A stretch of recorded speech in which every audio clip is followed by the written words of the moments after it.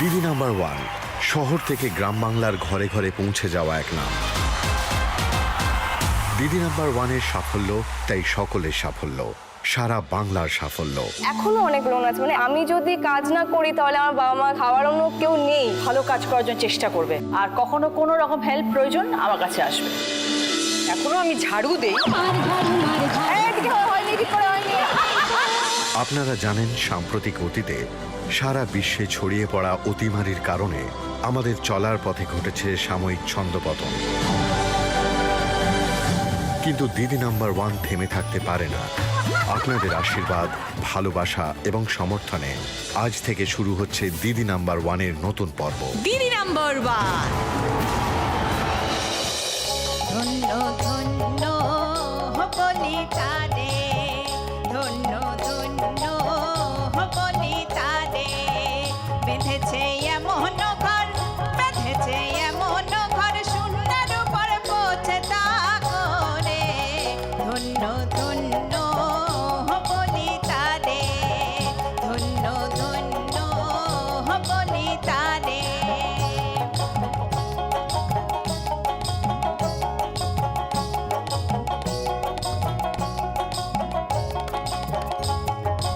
উপর নিচে সারি সারি, সাড়ে নয় দশ জাতানি, উপর নিচে সারি সারি, আরে সাড়ে নয় দশ জাতানি, লালন কহে যেতে পারি, লালন কহে যেতে পারি, কোন দরজা খুলে ঘরে। ধন্য ধন্য বলিতা রে, ধন্য ধন্য বলিতা রে, ধন্য ধন্য বলিতা রে, ধন্য ধন্য বলিতা। লাভলি, দারুণ দারুণ দারুণ। মৌয়ের একটা দারুণ গান শুনে আমরা শুরু করলাম আমাদের আজকের পর্ব। আরো একটি জমজমাট পর্ব নিয়ে আমরা হাজির দিদি নাম্বার ওয়ানে। চলো মৌ, দারুণ তোমার গান শুনলাম, এবার একটু গল্প করব, সকলের সাথে পরিচয় করব।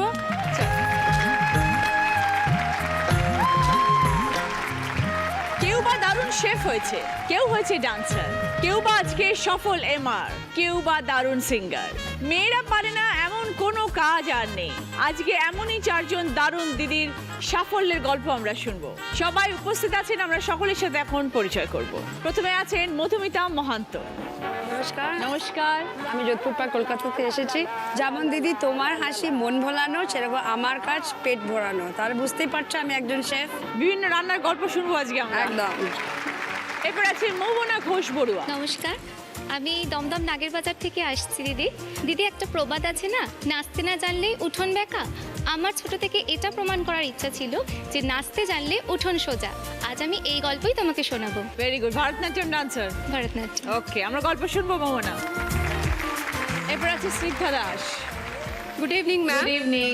আমার নাম স্নিগ্ধা দাস, আমি জাইডাস ক্যাডিলা থেকে এসেছি। আজকে আমাদের কোম্পানির একটা বিশেষ প্রোডাক্ট সম্বন্ধে আপনার সামনে বলবো। আচ্ছা। সেই প্রোডাক্টটার নাম দিদি নাম্বার ওয়ান। এই প্রোডাক্টটার আসলে পজিটিভ পয়েন্ট কি কি, আর এই প্রোডাক্টটা অন্যান্য কোম্পানির প্রোডাক্টের থেকে কতটা আলাদা বা কতটা এগিয়ে, সে সম্বন্ধে আজকে আপনার কাছে বলবো।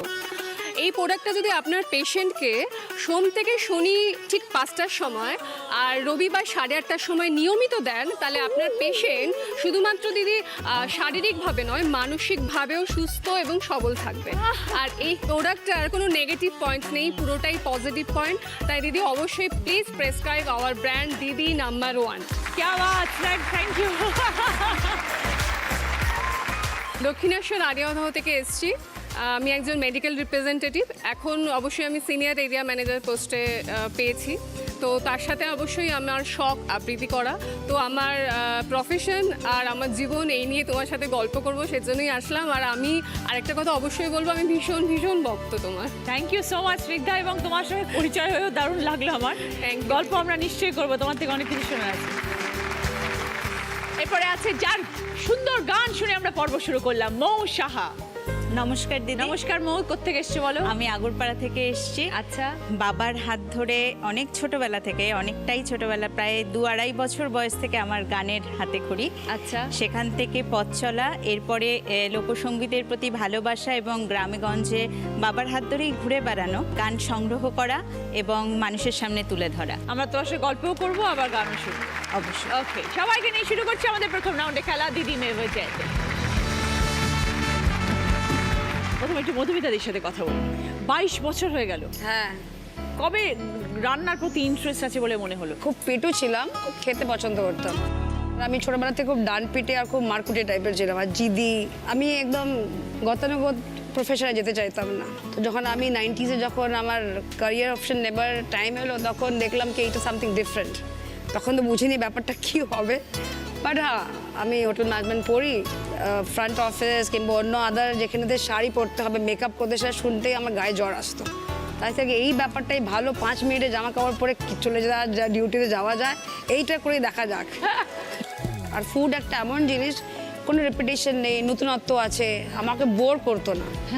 কলকাতার থেকে, দেশের থেকে অনেক বছর বাইরে ছিলাম, তো আমার ইনিশিয়াল টাইমটা আমি বাইরে কাটিয়েছিলাম। That way is a good. বাইরে বলতে?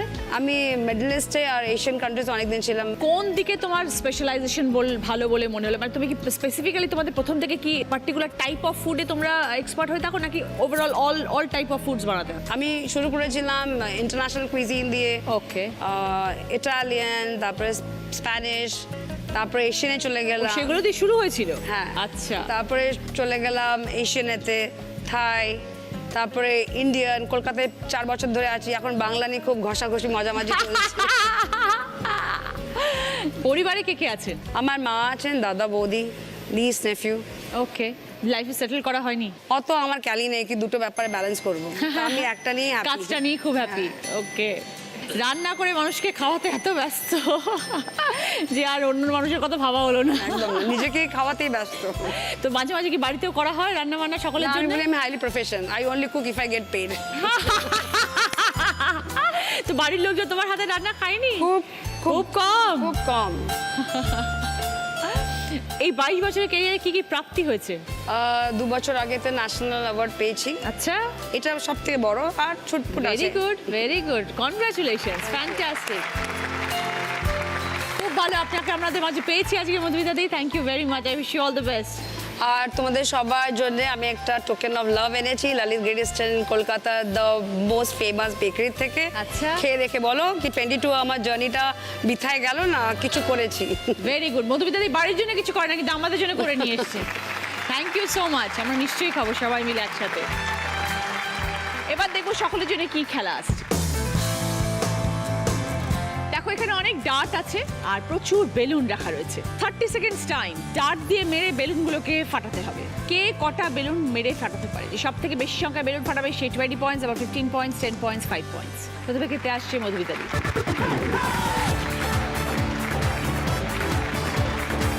স্টার্ট।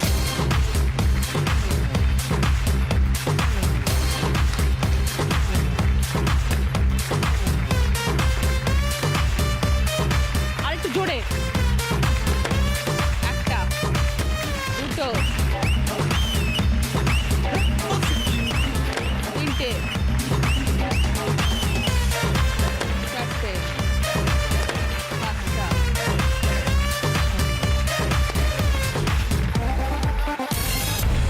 ওকে, 30 সেকেন্ডে মধুমিতা দি 6টা বেলুন ফাটিয়েছে।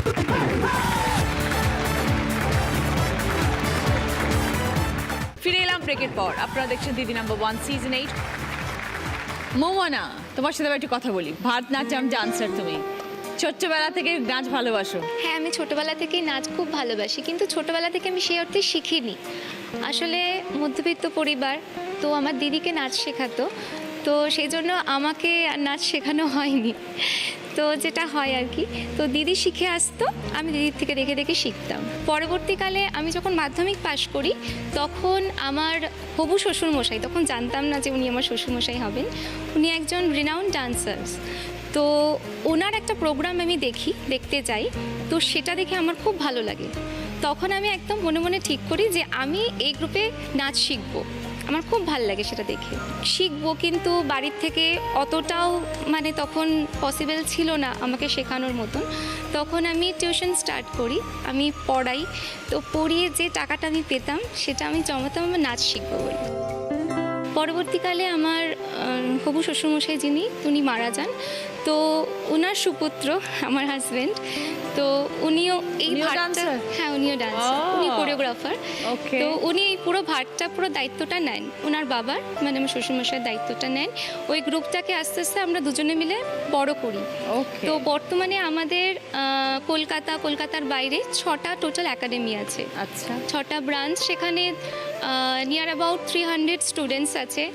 তো তাদের সঙ্গে আমার সারাদিন হাসতে খেলতে সময় চলে যায়। তো অনেক বছর হয়ে গেল মোহনা নাচ নিয়ে। হ্যাঁ, অনেক বছর। তো তোমাদের যে কটা ইনস্টিটিউট আছে বলছো 300-র উপরে স্টুডেন্ট, শুধু কি ভারতনাট্যমই শেখাও না? All না, form of আমাদের dance? অনেক রকম ডান্স। আমি ভারতনাট্যমটা করি, তার সাথে সাথে আমি ক্রিয়েটিভ করি, কন্টেম করি, কালারিফাইড টু মার্শাল আর্ট করি, ফোক করি, সব রকমই আমি করি। আর হাজবেন্ড কোরিওগ্রাফার? হ্যাঁ হ্যাঁ, আচ্ছা। শেখান। বাহ। ওর থেকেও আমি শিখেছি। ওকে। আমার এই নাচের জগতে প্রথম অ্যাচিভমেন্ট বলতে, আমি ডান্স বাংলা ডান্সে 2016 সালে আমি অ্যাসিস্ট্যান্ট কোরিওগ্রাফার হিসেবে চান্স পাই। তার আগে আমি এই ডান্স বাংলা ডান্সে ব্যাকআপ করতাম, ও তখন কেউ আমাকে চিনতো না। তারপরে আমি আবার পার্টিসিপেন্টদের শেখাতাম। তো এটা আমার কাছে একটা বড় পাওনা, এবং ব্যাকআপ করে আমি অনেক কিছু শিখেছি, অনেক কিছু সেখানে স্যারদের কাছ থেকে, ম্যাডামদের কাছ থেকে প্রচুর কিছু জানতে এবং শিখতে পেরেছি। মা প্রথমে মেনে নেয়নি, মানে ও, নাচটা। তাই? হ্যাঁ, মানে মা চাইনি যে আমি এটা পেশা করি। মা চেয়েছিল আমি চাকরি বাকরি করবো, এত কষ্ট করে বাপি পড়াশোনা শিখিয়েছে, মধ্যবিত্ত ফ্যামিলি। দিদিও একটা চাকরির চেষ্টা করছিল, তো দিদি এখন টিউশন করে। আর মা চেয়েছিল আমি অন্তত একটু স্টাবলিশ করে একটা চাকরি বাকরি করি। তো এখন মা যেহেতু দেখছে যে আমি নাচ নিয়ে একটু দাঁড়িয়ে গেছি, তখন মা এখন খুব খুশি। খুশি। হ্যাঁ, তো এরকম মাসে প্রত্যেক দিনই কি প্রায় প্রোগ্রাম থাকে নাকি? ডিপেন্ড করে সেটা, মানে কোনো মাসে হয়তো প্রায় 5, 6টা, 7টা, 8টা প্রোগ্রাম। তো শুধু কি পশ্চিমবাংলার ভেতরেই থাকো নাকি বাইরেও যাও? না, বাইরেও যাই। বাইরেও করো। সিকিমে তো প্রচুরবার গেছি। আর তার সাথে সাথে সবথেকে বড় কাজটাও সামলাতে সংসার। হ্যাঁ, সংসারও সামলাতে হচ্ছে, রান্নাও করতে হচ্ছে, শখে করি। খুব ভালো লাগলো মোমনা, পরিচয় হয়ে। আজ তোমার পারফরমেন্স একটা দেখবো তো আমরা? হ্যাঁ, নিশ্চয়ই। ওকে, আমরা ওয়েট করছি তোমার পারফরমেন্স দেখার জন্য। এখন আপনাকে খেলে নেবো, তারপর আমরা দেখবো পরে।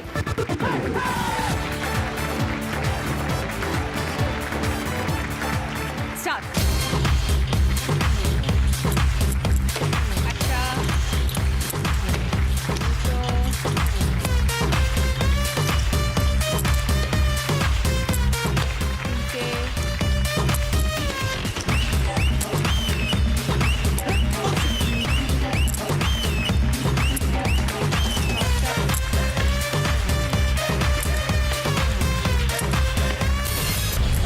ওকে, মোমনা 30 সেকেন্ডে 6টা বেলুন ফাটিয়ে। স্নিগ্ধা দাস, যেভাবে প্রোডাক্টটা বিক্রি করলে, হ্যাঁ এইভাবেই বোধহয় প্রত্যেক দিন ডাক্তারদেরকে কনভিন্স করছো। হ্যাঁ দিদি, আমাদের তো ওটাই কাজ। এই প্রফেশনে আসার কথা ভাবলে কিভাবে? আমার তো এই প্রফেশনটা খুব চ্যালেঞ্জিং লাগতো, কারণ আর 5টা 10টা চাকরি থেকে এটা একদমই ডিফারেন্ট। আর সেকেন্ড, আমাদের ওই এলাকায় আর কোনো মেয়ে আমার ছিল না, তো আমার খুব ইচ্ছে ছিল তো আমি একজন মেয়ে আমার ওখানে হবো আর কি, যেহেতু আমাদের গোটা এলাকায় বিআরটিতে আর কেউ ছিল না। আর একটা খুব মজার কারণ ছিল, সেটা হচ্ছে আমার জ্যাঠতো দাদা ডাক্তার, তার চেম্বারে আমি যখন দেখা করতে যেতাম, খুব হ্যান্ডসাম কিছু ছেলে আসতো ওখানে। তো আমার খুব এরকম বোধহয় ভাবনা ছিল তখন যে এই প্রফেশনের মধ্যে প্রচুর হ্যান্ডসাম, ভালো ভালো ছেলে দেখতে ভালো ভালো ছেলে দেখতে সুন্দর, তো আমার সাথে তাদেরও পরিচয় হবে। যাই হোক, পরে সে ধারণাটা নষ্ট হয়ে চলে গেছে। তো এই প্রফেশনেই আস্তে আস্তে নিজেকে পুরোপুরি জড়িয়ে ফেলেছি আর কি। এই প্রফেশন নিয়েই আমার জীবন পুরো চেঞ্জ করে দিয়েছে। মানে আমি বাড়ির সব থেকে ছোট মেয়ে। আচ্ছা। যদিও আমার দুর্ভাগ্য কি আমার বাবা মা কেউ এখন বেঁচে নেই, তো আমার বাবা মা দুজনেই চাইতো যে আমি নিজের পায়ে দাঁড়াই, কনফিডেন্ট হই। তো আমি 4 ভাই বোনের সব থেকে ছোট, খুব একটা সফট, একটা খুব ভীতু টাইপের মেয়ে ছিলাম। কিন্তু আজকে এই প্রফেশনটা আমাকে একটা কনফিডেন্ট মেয়ে বা কনফিডেন্ট মা যাই বলো তৈরি করে দিয়েছে। গুড। তো ধরো তুমি প্রথমে যখন শুরু করেছিলে, এখন তো তুমি আর ওইরকম ভাবে হয়তো আগের মতন মেডিকেল রিপ্রেজেন্টেটিভ যেরকম ভাবে খাটে, দৌড়ঝাঁপ করে, প্রচুর হাঁটাহাঁটির কাজ, তো ইনিশিয়াল স্টেজে তোমায় শুরু করতে হয়েছিল। তো ভীষণ খাটনির কাজ স্নিগ্ধা, সকাল থেকে সন্ধে অবধি ঘুরে ঘুরে ঘুরে ঘুরে রোদ ঝড় বৃষ্টির মধ্যে এত খাটনি নিতে পারতে? যে খাটনি তো অবশ্যই দিদি, এখনো বরঞ্চ এখনো বেশি আরো খাটনিটা আমাদের বেড়েছে। মানে যত দিন যাচ্ছে আমাদের প্রফেশনটা ডে বাই ডে আরো অনেক বেশি টাফ হয়ে যাচ্ছে। আর এখন তো এত আমাকে আরো আমার থেকে জুনিয়রদের সাথেও কম্পিটিশন করতে হচ্ছে। মানে হ্যাঁ, আমাদের একটা প্রফেশনে শুধুমাত্র ফিজিক্যাল খাটনিটাই নয়, একটা মেন্টাল প্রেশারও সারাক্ষণ থাকে। প্রত্যেক মাসে টার্গেট, প্রত্যেক মাসে সেল, বাইরে যাওয়া, আউটস্টেশন করা, প্রত্যেক 3 মাস অন্তর অন্তর রিভিউ মিটিং, তার জন্য বাইরে যাওয়া। প্রত্যেক মাসে এমন এখন হয়ে গেছে যে টার্গেট মাস্ট ফুলফিল করতেই হবে। তো এই একটা প্রেশার প্রচুর আছে, কিন্তু তবু বলবো যে এই প্রফেশনটা একটা দারুণ, মানে আমি একটা সাধারণ মেয়ে হিসাবে আজকে যেভাবে নিজের লাইফটা লিড করছি, আমি ভাবতেই পারি না অন্যান্য প্রফেশন থেকে আমি এই স্যালারিটা পাবো, বা যে সমস্ত জায়গায় আমাকে নিয়ে যাচ্ছে সেই জায়গাগুলোতে আমি এফোর্ড করতে পারবো। এটা বোধহয় অন্য প্রফেশনে এই মজাটা আর নেই। প্লাস আমার একটা শখ দিদি, আমি আবৃত্তি করি, একজন বাচিক শিল্পী। এই জিনিসটা ওই যে মাঝে মাঝে একটু সময় পাই আমরা, সেই শখটাও মেটাতে পারি। ফলে আমার তো মনে হয় না এই প্রফেশনটাই সব থেকে বেটার, এখন আমার মনে হয়। কোথায় কোথায় যেতে হয় স্নিগ্ধা কাজের জন্য?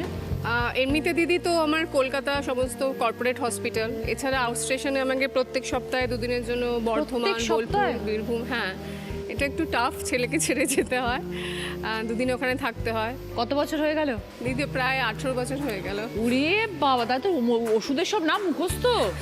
হ্যাঁ, মানে কারোর রোগ হলেই আগে তোমাকে ফোন করে দেবে বোধহয়। মোটামুটি বন্ধু বান্ধব, আত্মীয় স্বজন বা পাশের ফ্ল্যাটের বৌদি এই ওষুধটা আছে কিনা। Mini doctor. হ্যাঁ হ্যাঁ। আজ তোমার কে এসছে সঙ্গে? আজকে আমার ছেলে, আমার দাদা বৌদি, আমার বন্ধু। হাজবেন্ড কি করেন? হাজবেন্ড ব্যবসায় আছে, ও বাইরে আছে বলে আসতে পারেনি। ওকে, বাট উনি এই প্রফেশনের সাথে যুক্ত? না, একদমই না। আমি এই প্রফেশনে ঢোকার পর ঠিক করেছিলাম কোনো এমআর বিয়ে করবো না। যাই হোক, কিন্তু এখন ওই বললাম আমার চাকরিটা আমার খুব স্ট্রেংথ, চাকরিটা আমাকে সব কিছু। আমার হাজবেন্ড যখন ব্যবসা নিয়ে ভীষণ প্রবলেমে পড়েছিল, তখন আমার চাকরিটাই আমার একটা বিশাল স্ট্রেংথ। তো এখন আমার ছেলেকে নিয়ে গেছিলে ব্যাপারটাকে পুরো। এখন আমার ছেলেকে মানুষ করার ক্ষেত্রে বা বিভিন্ন লাইফে যা যাই স্ট্রাগল আসে, এই চাকরিটার জন্যই আমি উতরে যাই বলা যায়। But best in Kolkata? কলকাতাতে? হ্যাঁ, বেস্ট ইন কলকাতা। এত কাজের মধ্যে আবৃত্তি করো কখন? আবৃত্তি চর্চা তো আমি ছোটবেলা থেকেই করি দিদি। আচ্ছা। তো এটা তো বলে না, পেশা নেশা আলাদা থাকলে ভীষণ একটা কষ্ট হয়। তো আমার ক্ষেত্রেও সেটা, যদিও আমাদের এই জবটার জন্য সেভাবে করতে পারি না, তবুও করি। রোববার দিন অফিস যাওয়ার আগে ভোরবেলায়, রাত্রে যেভাবে ফাঁকা পাই সেভাবে চেষ্টা করি প্রোগ্রামগুলো করার, স্টেজ প্রোগ্রাম বা কোনো অনুষ্ঠান করার। এটা আমার একটা শখ, মানে এটা ছাড়া বাঁচতে পারবো না। তাহলে ছোট্ট করে শুনিয়ে দাও। হ্যাঁ, অবশ্যই। তোমার পছন্দের একটা? মেয়েদের জীবনে তো ভালোবাসা একটা, মানে আমাদের জীবনে সব থেকে বড় স্পর্শকাতর জায়গা ভালোবাসা। কিন্তু সেই একটা মেয়ের একটা তার চোখে তার প্রেমিকের সম্বন্ধে কিছু বলা আর কি। তা কবি অসীম মুর্শিদের আনটোল্ড লাভ স্টোরি। আচ্ছা।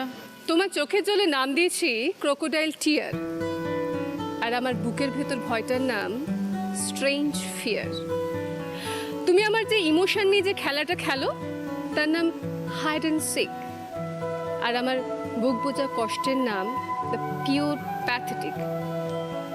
তুমি যে মিথ্যে কথাগুলো বলো, তার নাম বিউটিফুল লাই, আর আমার নীল হারানো আকাশটার নাম ফেডেড স্কাই।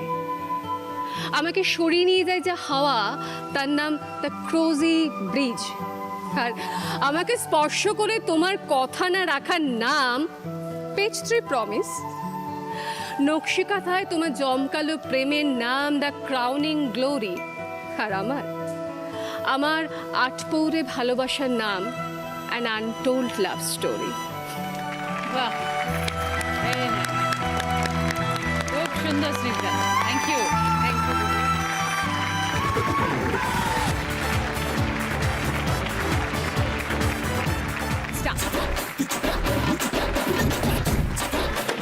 একটা, দুটো,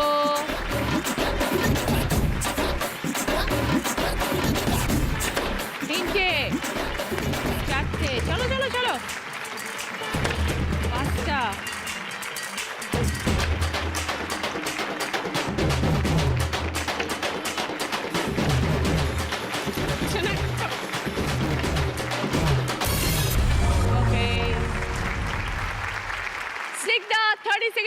5টা বেলুন ফাটিয়েছে।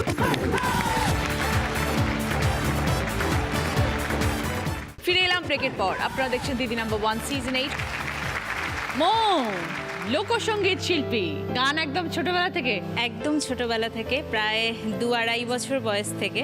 বাবার সবসময় ঘরে একটা গানের চর্চা ছিল, আর ওই গান শুনতে শুনতে গানটা শিখে ফেলা। পরবর্তীকালে যেটা হলো যে আমার বাবার যিনি গুরু, যিনি আমার সঙ্গীত জীবনের প্রথম গুরু, মানে আমার বাবার পরে, তিনিও একজন গণসঙ্গীত শিল্পী ছিলেন। বাবার কাছ থেকেই শোনা যে ওই মানুষটি একদিন আমাদের বাড়িতে এসে বাবাকে বলেছিলেন যে তুমি তো ঠিকভাবে শিখলে না, মেয়েটাকে আমার কাছে দিয়ে দাও, আমি ওকে তৈরি করব। তো তারপরেই তার কাছে আমার সঙ্গীত শিক্ষার শুরু। তার শর্ত ছিল যতদিন তিনি না বলবেন আমি কোনো মঞ্চে গান গাইতে পারবো না। এটা তার শর্ত ছিল, এবং আমার বাবা মা সেটাতে মানে সম্পূর্ণভাবে সহমত ছিলেন। এটা আমিও মানি এখনকার দিনে দাঁড়িয়েও, যে শিক্ষাটা সম্পূর্ণ না হলে ওই জায়গাটাতে মানুষের সামনে আসাটা বোধহয় উচিত নয়। শিক্ষার মানে সঠিক শিক্ষাটা হওয়া দরকার, যেখান থেকে আমি আরও কিছু মানুষকে কিছু শেখাতে পারবো, কিছু জানাতে পারবো। তো যাই হোক, তারপরে এরপরে আস্তে আস্তে পড়াশোনার সাথে সাথে গানটা চলতে থাকে। ক্লাস 8-এ যখন পড়ি, 8-9-এ, কাগজে তখন ওই বিজ্ঞাপন বেরোতো রবীন্দ্রভারতী বিশ্ববিদ্যালয়ে গান নিয়ে পড়াশুনো করা যায়। ওই বিজ্ঞাপনটা চোখে পড়েছিল। আমার বাবার ইচ্ছা ছিল বরাবর যে আমি অন্য কোনো সাবজেক্ট নিয়ে পড়ি, পাশাপাশি গানটা থাকুক। সেই সময় থেকে আমি জেদ ধরি না, আমি গান নিয়েই পড়াশুনো করব। অবশেষে যাই হোক, বাবা খানিকটা হার মেনেই সেটাতে রাজি হন, এবং মাধ্যমিকের পরেই আমি চান্সও পেয়ে যাই, পরীক্ষা দিই রবীন্দ্রভারতীতে, এবং আমার মানে ওখান থেকে যাত্রা শুরু পুরোপুরি ওইভাবে শুরু। এরপরে দিদি 2003-4 সালে একটু সাহস করেই ন্যাশনাল স্কলারশিপের জন্য অ্যাপ্লাই করি। তো ন্যাশনাল স্কলারশিপের জন্য যখন অ্যাপ্লাই করি, আমার জীবনের বোধহয় প্রথম বড় মঞ্চে গিয়ে গাওয়া, দিল্লিতে গিয়ে গাওয়া। তো গুরুজির পারমিশন তখন পেয়েছিলে গাওয়ার জন্য? হ্যাঁ, তখন গুরুজি মানে মানুষ কতটা সৎ হয় দিদি, তিনি বলেছিলেন যে আমার যেটুকু শিক্ষা দেবার, আমার বাবাকে বলেছিলেন আমার শেখানো হয়ে গেছে, তুমি আমার থেকেও ভালো কারোর কাছে তুমি দিতে পারো এবার, যাতে ও আরও ভালো শিখতে পারে। মানে সেই মানুষটা ভেতর থেকে, অন্তর থেকে কতটা সৎ হলে পরে, তার জায়গাটা তিনি কতটা বুঝলে পরে এই কথাটা বলতে পারেন। তিনি আজ নেই। তো এরপরে আস্তে আস্তে ন্যাশনাল স্কলারশিপ আমি পেয়েও যাই, সেটা 2003-4 সালে। তারপরে জীবন চলতে থাকে, অনুষ্ঠান করি, ছোটোখাটো অনুষ্ঠান করতে থাকি। এরপরে পুরো মাত্রায় মানে বৃহত্তর পরিসরটাতে আসা সেটা বিয়ের পরে। ও এখন বাই প্রফেশন ও আইটিতে আছে। ও একদম অন্য প্রফেশন? অন্য প্রফেশন, কিন্তু সে একজন নাটকের জগতের মানুষ। আচ্ছা। এবং আজকের যে আমাকে যে দেখা যায়, এটার পেছনে সমস্তটার কৃতিত্ব ওর। বাহ, খুব ভালো। আমি হয়তো এইভাবে মঞ্চে গান গাইতাম না, কিন্তু এইভাবে আমাকে যে ও তৈরি করেছে, এবং ও নিজে নাটকের লোক হবার জন্যই এইটা আমি পুরোপুরি সাপোর্টটা ওর কাছ থেকে পেয়েছি, যে কিভাবে কি করতে হবে, কিভাবে কি ধরনের গান শোনাতে হবে, কি ধরনের গান গাইতে হবে, কিভাবে গাইতে হবে, এই সমস্ত সাপোর্টটাও আমাকে দিয়েছে। আর আজকে ওনা পাশে থাকলে আমি এখানটায় আসতে পারতাম না। ভেরি গুড, খুব ভালো। মৌ, এইভাবে জীবনে এগিয়ে যাও, গান নিয়ে আরো অনেক বড় হও। শুভেচ্ছা রইল।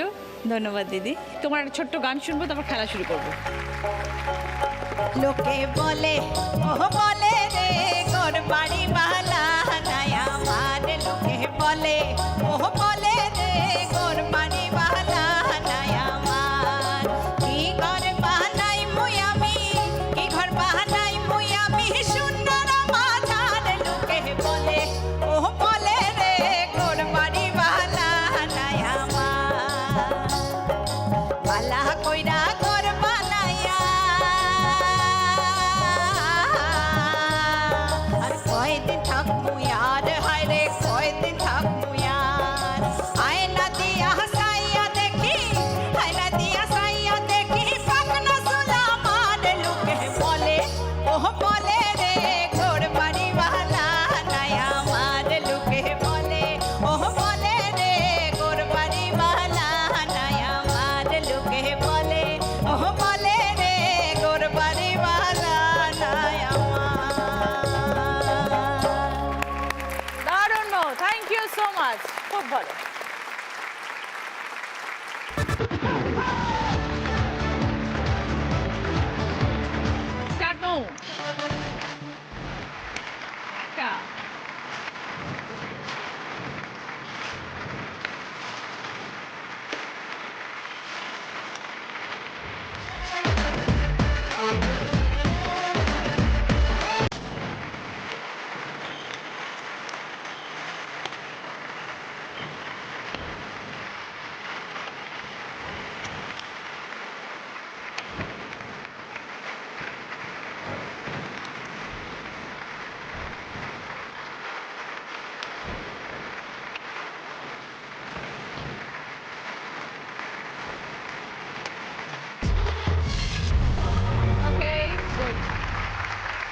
মৌ 30 সেকেন্ডে 7টা বেলুন ফাটিয়েছে। এই রাউন্ডে ফার্স্ট পজিশনে আছে মৌ 20 পয়েন্টস। সেকেন্ড পজিশনে আছে দুজন, মধুমিতা দি এবং মোমনা, দুজনেই 15 পয়েন্ট। থার্ড পজিশনে আছে স্নিগ্ধা 10 পয়েন্টস। মৌয়ের পছন্দ পুষ্পা ফার্নিচার তরফ থেকে ওয়ার্ড্রপ, পুষ্পা ফার্নিচার যত্নে থাকুক সবকিছু। মধুমিতা দি পছন্দ চন্দ্রাবতী হেয়ার রুটের তরফ থেকে রকিং চেয়ার গিফট হ্যাম্পার। মোমনার পছন্দ 4 সিটার ডাইনিং টেবিল। স্নিগ্ধার পছন্দ মাইক্রোওভেন। সকলের জন্য ভদ্রেশ্বর লাল বাবা রাইসের তরফ থেকে মিনিকেট চাল।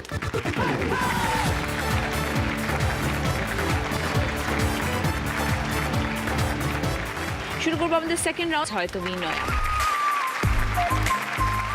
আজকের আমাদের স্পেশাল গেস্ট রাহুল। প্রথম গানের প্রশ্ন, সঠিক উত্তর দিলে গিফট পাবে সানপিকে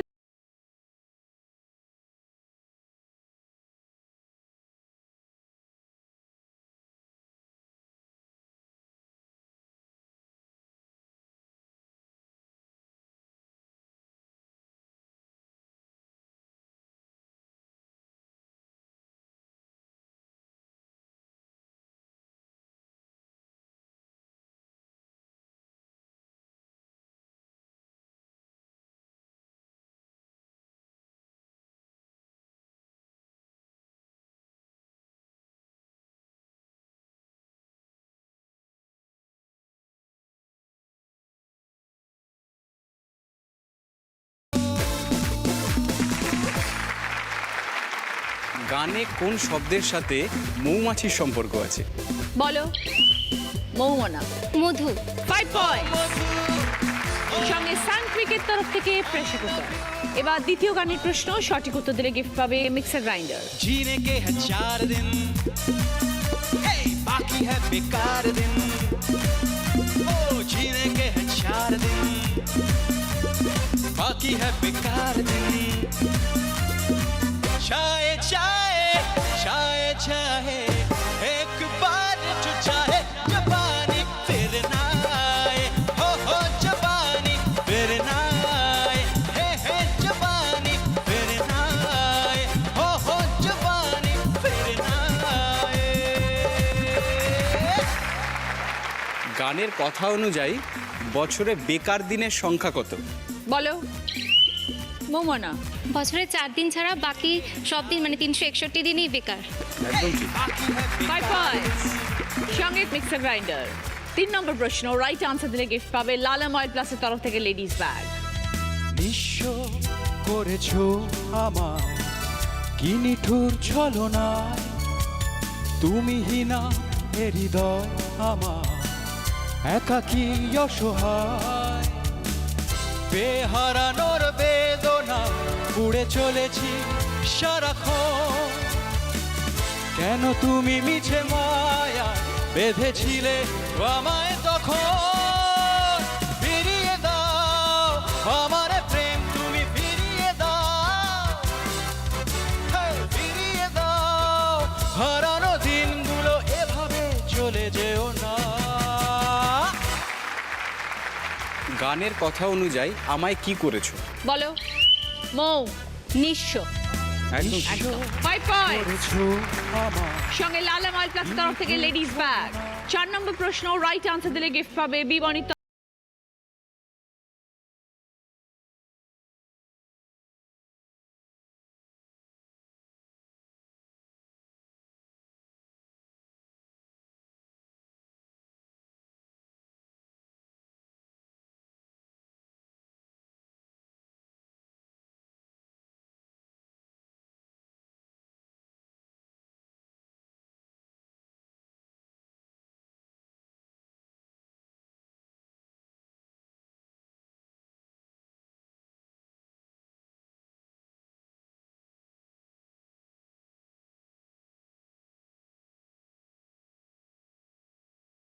কোন নায়িকার নাম আছে? বলো। মৌমনা কাজল একদম ঠিক। 5 পয়েন্টস। সঙ্গে বিবনির তরফ থেকে হেয়ার ড্রায়ার। 5 নম্বর প্রশ্ন, রাইট আনসার দিলে গিফট পাবে সিটি গোল্ডের তরফ থেকে গোল্ড প্লেটেড জুয়েলারি সেট। কিছু অক্ষর টিভি স্ক্রিনে ঘুরবে, একটা অক্ষর এসে আটকে যাবে, সঙ্গে সঙ্গে বাজার প্রেস করবে, আমি বলবো না। সঙ্গে সঙ্গে বাজার প্রেস করবে এবং সেই অক্ষর দিয়ে গান শুরু করবে।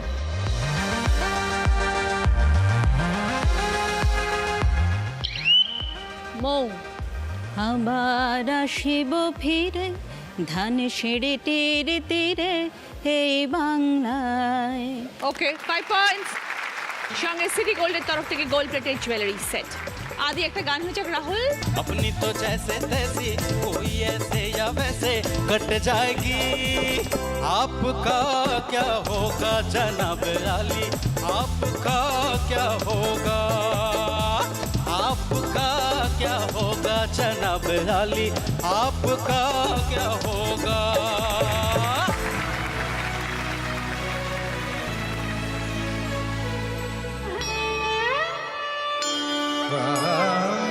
वामनरूप महेश्वर पुत्र विघ्न विनायक पाद नमस्ते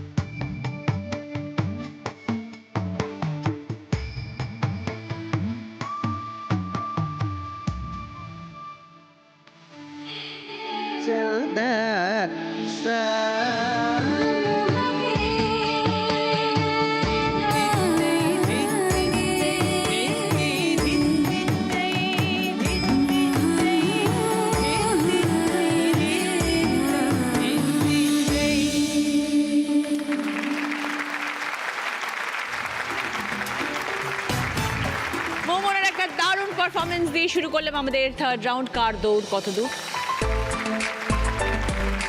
এটা আমাদের হেডফোন রাউন্ড। প্রথমে খেলবে মধুমিতা দি। মধুমিতা দি হেডফোনটা পড়তে হবে।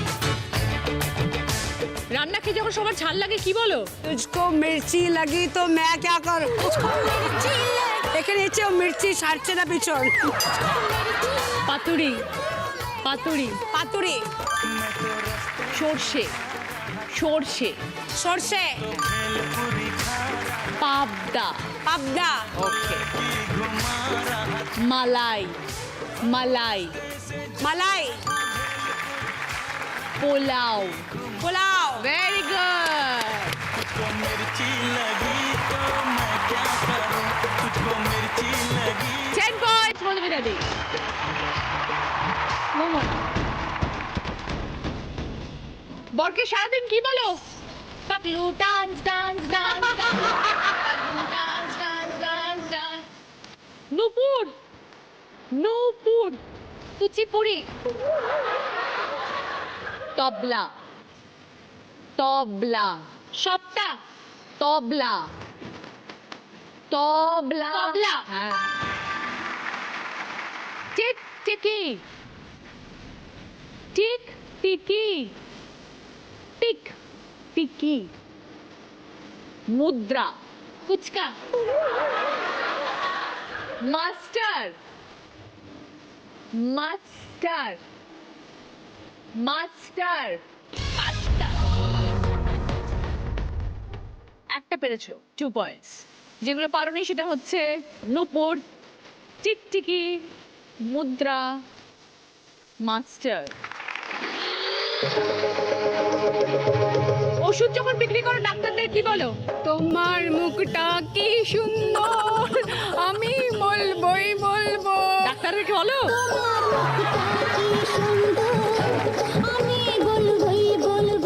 মাইনে, মাইনে, ব্যাংকে, টনিক, টনিক, দই, tonic, Tony, tonic, tonic tonic scooty scooty scooty সুজি স্কুটি সুধীর শাড়ি শাড়ি শাড়ি ক্যাপসুল রামদূত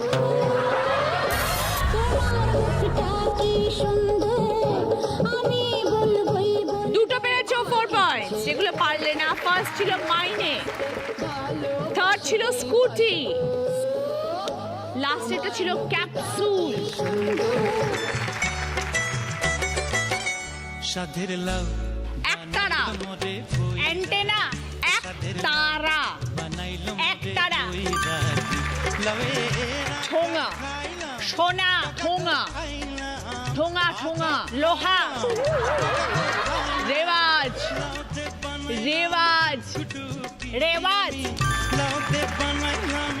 মূলো, মূলো, মূলো, হালুয়া, হালুয়া, হা হা, আ হা, আলু, হালুয়া, আলুয়া,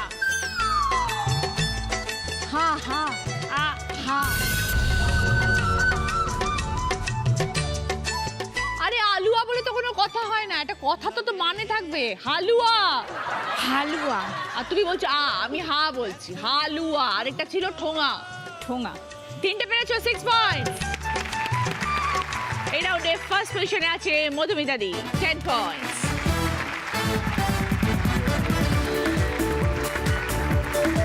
ওকে, মধুমিতা দির পছন্দ রাইস কুকার।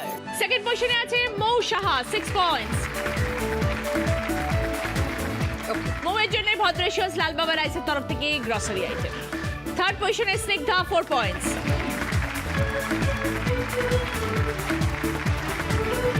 স্নিগ্ধার জন্য ইন্ডাকশন ওভেন। ফোর্থ পজিশনে মোমনা, 2 পয়েন্টস। এসো মোমনা।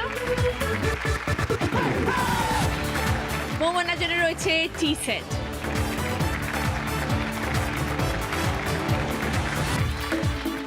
ফিরে এলাম ব্রেকের পর। আপনারা দেখছেন দিদি নাম্বার 1 সিজন 8। শুরু করবো আমাদের শেষ রাউন্ড, বুদ্ধিতে বাজিমাত।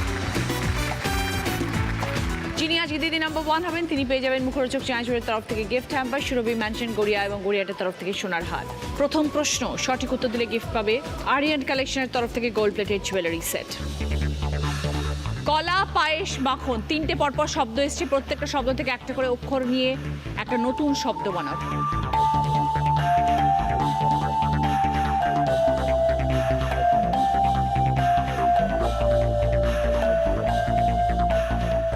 এবার বলো মৌ।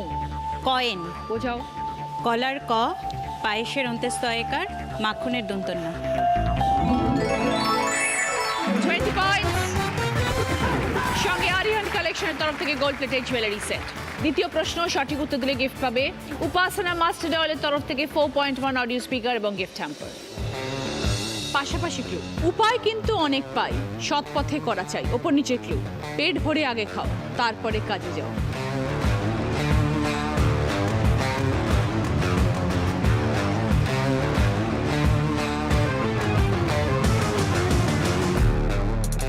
এবার মৌমনাকে বাদ দিয়ে বাকি তিনজন। এবার মৌকে বাদ দিয়ে বাকি দুজন। এবার বলো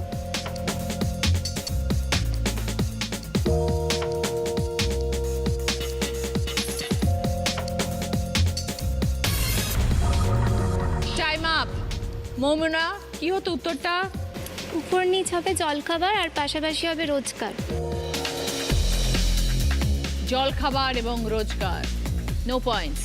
3 নম্বর প্রশ্ন রাইট আনসার দিলে গিফট পাবে আদি ঢাকেশ্বরী কলেজের তরফ থেকে শাড়ি। খাওয়া দাওয়া পেট পুজো করতে যখন চাই, প্রথম অক্ষর বাদ দিলে অলংকার পাই। কি বিষয় ধাঁধা?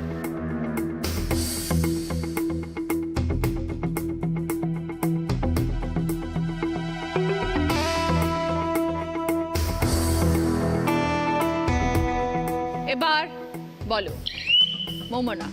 আহার, আবার দিলে হার অলংকার। 20 পয়েন্টস।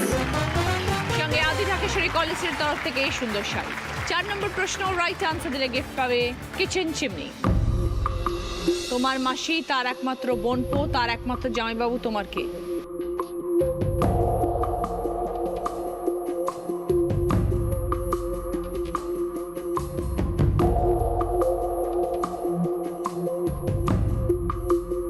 এবার বলো মোমনা। আমার বর। বোঝাও। আমার মাসির একমাত্র বোনপো মানে আমার দাদা, আর আমার দাদার জামাইবাবু বা আমার ভাইয়ের জামাইবাবু মানে আমার বর। 20 পয়েন্টস। সঙ্গে কিচেন চিমনি। শেষ প্রশ্ন, 5 নম্বর প্রশ্ন। রাইট আনসার দিলে গিফট পাবে 190 লিটারের রেফ্রিজারেটর। 30 পয়েন্টসের আনসার। প্রথম সুযোগে খেলতে পারলে 30 পয়েন্ট পাবে। ভুল উত্তর দিলে মাইনাস হবে 20 পয়েন্টস। এই মুহূর্তে মোমনা স্কোর 72 আর মোয়ের স্কোর 56। দুজনের সামনে সুযোগ আছে দিদি নাম্বার 1 হওয়ার। ছবিটা ক্লু, শূন্যস্থান পূরণ করো।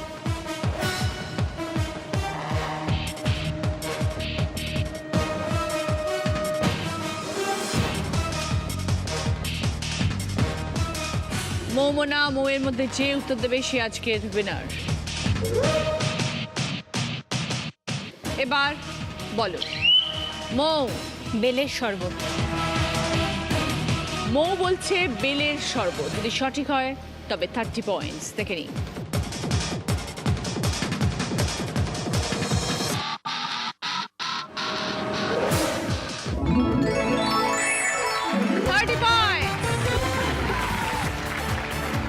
সঙ্গে 190 লিটারের রেফ্রিজারেটর। শেষ প্রশ্নের উত্তর দিয়ে আজকে দিদি number 1 Mou Saha with 86 point. এটা মেমেন্টো তোমার মোমনা, এটা মধুমিতাদের, স্নিগ্ধার উইনারের ট্রফি, দিদি নাম্বার 1-এর ব্যাচ। দিদি নাম্বার 1-এর স্যার সাহায্য। সুরভি ম্যানশন গড়িয়া এবং গড়িয়াটের তরফ থেকে সোনার হার। মুখরোচক চ্যানেলের তরফ থেকে গিফট হ্যাম্পার। আদি ঢাকেশ্বরী কলেজ স্ট্রিটের তরফ থেকে gift voucher. Ruby general hospital তরফ থেকে বিশেষ প্রায়োরিটি হেলথ কার্ড। ভালো থেকো। আপনার অথবা পরিবারের যে কোনো একজনের জন্য free annual health check up voucher.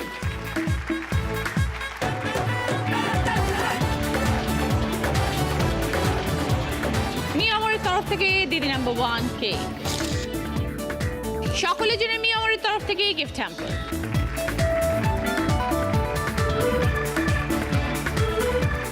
চন্দ্রাস Chandrabati hair রুটের তরফ থেকে গিফট হ্যাম্পার সকলের জন্য। আজকের মতন এই পর্যন্তই। আশা করি আমাদের পর্ব আপনাদের ভালো লেগেছে। আগামীকাল দেখা হচ্ছে 4 জন নতুন দিদিকে এই সঙ্গে নিয়ে। ভালো থাকবেন সবাই। এরপরে দেখবেন আলো ছায়া। সবাইকে নমস্কার। আর আমরা কিন্তু শেষ করব আজকের এই পর্ব মধুমিতাদের আনা স্পেশাল বেকারি আইটেম দিয়ে।